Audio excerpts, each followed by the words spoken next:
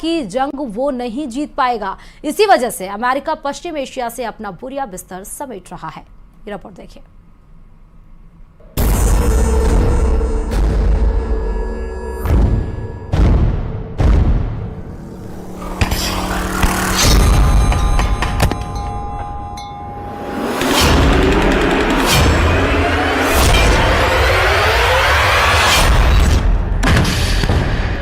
Iran के war game का पूरा प्लान सामने आ गया है।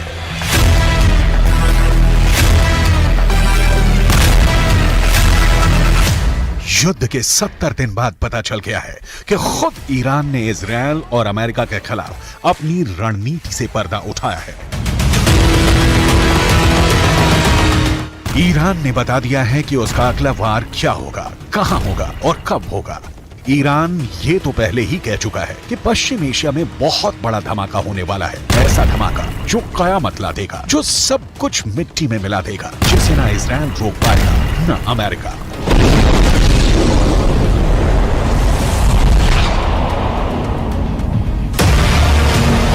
पर अब ईरान ने जो कहा है उसने अमेरिका और इजरायल की सांस हलक मिला दी है। ईरान की सेना की ब्रांच IRGC यानी इस्लामिक रिवॉल्यूशनरी गार्ड कोर के प्रमुख ने पूरी दुनिया के सामने सीना ठोक कर साफ साफ कहा है कि गाजा की लड़ाई तो बहुत छोटी है। ईरान का मकसद इजरायल को बहुत बड़ी जंग में घसीटने का है। इतनी बड़ी और पेचीदा जंग जिससे इजरायल और उसका दोस्त अमेरिका जितना बाहर निकलने की कोशिश करें उतना ही दलदल की तरफ फंसते चले जाएं।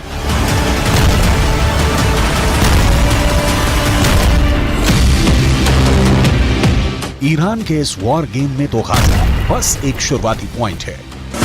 ईरान की साजिशों का जाल गाजा से शुरू होकर इजरायल के पड़ोसी देशों लेबनान, सीरिया, इराक और इजरायल के दक्षिण में मीलों दूर बसे यमन तक फैला हुआ है। ईरान गाजा में तो हमास के पीछे खड़ा ही है, वो लेबनान में चरमपंथी संगठन हिजबुल्लाह से भी इजरायल पर हमला करवा रहा है और इजरायल के दूसरे पड़ोसी देश सीरिया में तो खुद ईरान मौजूद है। उसने वहां से इजरायल को घेर रखा है। सीरिया और इजरायल के बीच भी आए दिन हवाई हमलों की खबरें आ रही हैं और कुछ वक्त पहले इस लड़ाई में ताजा एंट्री हुई है यमन के हूथी विद्रोहियों की। अमेरिका ने अपने एयरक्राफ्ट कैरियर, लड़ाकू विमान और मिसाइल डिफेंस सिस्टम पश्चिम एशिया में तैनात किए तो ईरान ने यमन में अपने समर्थन वाले हूथी विद्रोहियों को इजरायल के पीछे छोड़ दिया। हूथी विद्रोही फिलिस्तीनियों का साथ देने के नाम पर इजरायल पर मिसाइल छोड़े जा रहे हैं। हूथी विद्रोहियों ने तो यमन के बगल में मौजूद लाल सागर को भी जंग का अखाड़ा बना दिया है। वो वहां से गुजरने वाले हर जहाज पर हमले कर रहे हैं।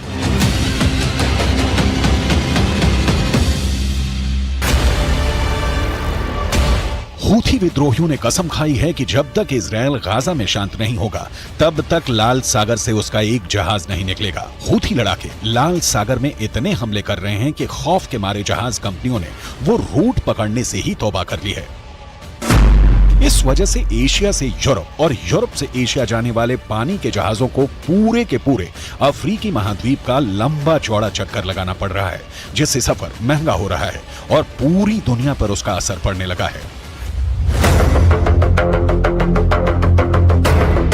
इसलिए अमेरिका और ब्रिटेन जैसे उसके दोस्तों को लाल सागर की पहरेदारी करनी पड़ रही है। हूथी विद्रोहियों से लड़ने के लिए उन्हें अपने जंगी जहाज समंदर में उतारने पड़े हैं और एक दिन पहले तो हूथी विद्रोहियों ने ड्रोन से ऐसे ताबड़तोड़ हमले किए कि अमेरिका और ब्रिटेन ने लाल सागर में 15 ड्रोन मार गिराए। तो क्या ईरान की चाल में फंस गए हैं अमेरिका और इजरायल? अमेरिका और इजरायल अपने ताकतवर हथियारों और पैसे के दम पर गाजा की जंग लड़ रहे हैं, मगर ईरान की IRGC के हेड मेजर जनरल हुसैन सलामी ने दो टूक कहा कि पश्चिम एशिया की जंग ना पैसों से जीती जा सकती है ना हथियारों से। उन्होंने अमेरिका पर बेहद तीखा वार किया और पूछा कि क्या अफगानिस्तान पर कब्जा अमेरिका को जीत दिला पाएगा? क्या अमेरिका इराक में टिक पाएगा? क्या अमेरिका सीरिया में जीत पाया या उसने वहां सिर्फ पैसा पानी की तरह बहाया? क्या अमेरिका करोड़ों डॉलर खर्च करके लेबनान या यमन में कुछ हासिल कर पाया या फिर उसे हार कर मैदान छोड़ना पड़ा? ईरान के मेजर जनरल ने अमेरिका पर जो सवाल उठाए वो अहम है। अफगानिस्तान उसका सबसे ताजा उदाहरण है। अमेरिका ने वहां 20 साल तक अपनी सबसे लंबी जंग लड़ी, मगर 2 दशकों में भी वो वहां से तालिबान का सफाया नहीं कर पाया। तो क्या ईरान अमेरिका के अफगानिस्तान वाली गलती को उसके और इजराइल के खिलाफ अपना हथियार बनाना चाहता है? क्या गाजा को इजराइल के लिए अफगानिस्तान बना देगा ईरान?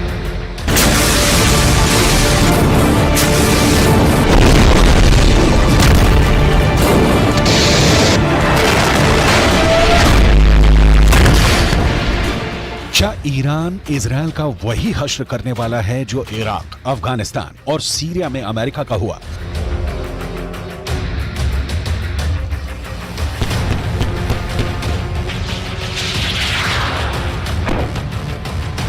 ये सवाल इसलिए क्योंकि जिस दूसरे विश्व युद्ध के बाद अमेरिका सुपर पावर बनकर उभरा, उसके बाद वो मुश्किल से ही कोई अहम जंग जीता है। अमेरिका के साथ मुश्किल यह है कि वो एक साथ दुनिया के अलग अलग कोनों में कई मोर्चों पर लड़ रहा है।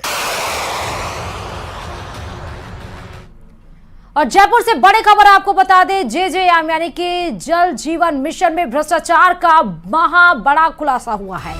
एनजेजेएम की रिपोर्ट में बड़े भ्रष्टाचार का खुलासा हुआ है। एनजेजेएम की टीम ने की थी मामले की जांच। रिपोर्ट में भ्रष्टाचार और अनियमितताओं से पर्दाफाश हुआ है। बेहद घटिया गुणवत्ता सामग्री लगाए जाने का खुलासा हुआ। केंद्र की थर्ड पार्टी इंस्पेक्शंस के निर्देशों की धज्जियां उड़ी हैं। बड़ी खबर आपको बता रहे, इस बीच में जयपुर से बड़ी खबर, जेजेएम में महाभ्रष्टाचार का बड़ा खुलासा किया गया है। साफ हो गया कि घटिया सामग्री का सामान इस्तेमाल किया गया था। घटिया सामग्री के पाइप, जंक लगे हुए पाइप का इस्तेमाल किया गया था। लगातार जो जेजेएम के कार्यों में कई चौंकाने वाले खुलासे, प्लानिंग और डिजाइनिंग की सामने आई हैं। डीपीआर में भी भ्रष्टाचार, घटिया क्वालिटी के लगाए गए प्लास्टिक पाइप, बिना लैब टेस्ट के ही ये घटिया पाइप लगाए गए। ठेकेदारों को रंगीन बिलों का नियम के खिलाफ भुगतान किया गया है। जांच रिपोर्टों में भारी अनियमितताओं का एक बड़ा खुलासा हुआ है। एनजेजेएम की टीमों ने पेश की है जेजेएम के कामकाज की रिपोर्ट। और इस खबर पर हमारे संवाददाता राकेश जुड़े हैं। राकेश, आखिरकार खुलासा हो ही गया। जेजेएम के कार्यों में कई ऐसे अहम खुलासे हुए हैं। एक महाभ्रष्टाचार का पोल अब सामने आ गया है। राकेश, बिल्कुल, देखिए, जिस तरीके से न्यूज 18 लगातार जल जीवन मिशन में भ्रष्टाचार के मामले उजागर करता रहा है, उसके बाद राष्ट्रीय जल जीवन मिशन, जो केंद्र सरकार की एक बहुत बड़ी एजेंसी है, उसने इस जल जीवन मिशन के कार्यों की समीक्षा की है। और जो रिपोर्ट आई है वो बेहद चौंकाने वाली है। चूंकि पिछली सरकार ने राजस्थान में जो जल जीवन मिशन के कार्य करवाए गए हैं, उन कार्यों में बहुत बड़े पैमाने पर भ्रष्टाचार हुआ है। यहाँ तक कि जहां पर जो स्टील के पाइप लगने थे, उन पाइपों की जगह प्लास्टिक के पाइप लगाए गए। और चौंकाने वाली बात यह है कि इन प्लास्टिक के पाइपों की गुणवत्ता भी जांच नहीं की गई। हाँ। और रनिंग बिलों का ही ठेकेदारों को भुगतान कर दिया गया। यानी जहां पाइप, जो लोहे का पाइप लगभग 2 से 2.5 हजार रुपए का एक अगर पाइप माने हम, तो वो उस पाइप की जगह एक 150 रुपए का पाइप लगाया गया और उसकी जांच के बिना ही भुगतान किए गए। साथ ही जो एक हमेशा डिजाइन और जो अप्रूवल का जो एक कंसेप्ट होता है, ड्राइंग डिजाइन, उसकी बिना अप्रूवल के ही निर्माण कार्य शुरू किए गए।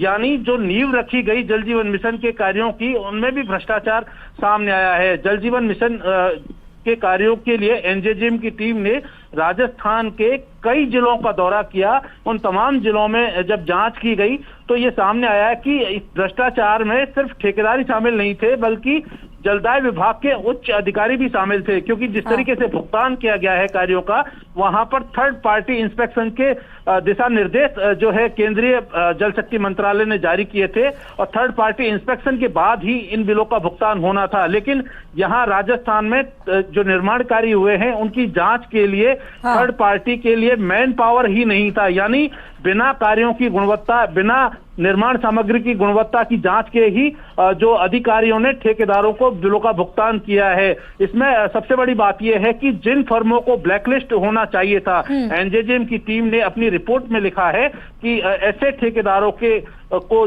जो विभाग के अधिकारी और संबंधित एजेंसियां हैं, उन्होंने जो है कहीं ना कहीं बचाया है और उनके साथ उनकी मिलीभगत संलिप्तता भी सामने आई है। जो पाइप लगाए गए हैं, डीआई पाइप और जो एचडीपी पाइप है, उन पाइपों के लिए जो फैक्ट्री के दिशा निर्देश थे कि क्या कुछ वहां पर होना चाहिए था, किस तरह की गुणवत्ता मेंटेन करनी चाहिए थी, वो भी उन फैक्ट्रियों में नहीं पाई गई। तो लगाई गई निर्माण सामग्री में तो बिल्कुल ही नहीं पाई गई है। राकेश, यानी इसका मतलब ये है कि इतना बड़े सीमा पर भ्रष्टाचार और किया गया है और इसीलिए जब बारिश या मौसम खराब होता है तो जीवन लोगों के अस्त व्यस्त हो जाते हैं, सड़कों पर पानी जल भराव की समस्या आने लगती है।